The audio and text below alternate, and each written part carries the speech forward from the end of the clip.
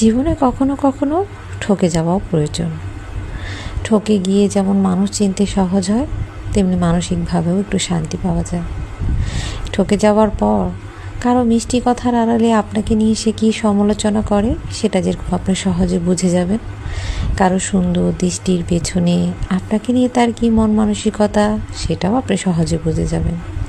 তেমনি কেউ আপনাকে ঠকিয়ে ভালো থাকছে, তার এই ভালো থাকা দেখে আপনি মনে মনে একটু শান্তি অনুভব করবেন। দেখবেন যে আপনাকে সরিয়ে নিজের জায়গা করে নিয়েছে, ভালো থাকছে, তার এই ভালো থাকাটা আপনাকে কোথাও না কোথাও গিয়ে শান্তি দিচ্ছে। কারণ কি জানেন, আপনি তার মতো না। আপনি কাউকে সরিয়ে নিজের জায়গা তৈরি করতে হয় না, আপনি কারোটা ছিনিয়ে নিজের জন্য কোনো কিছু নিয়ে আসতে হয় না। আপনি একাই যথেষ্ট নিজের জায়গা নতুন করে তৈরি করতে। আপনি একাই যথেষ্ট নিজের জন্য কোনো কিছু নিয়ে আসতে। সত্যি,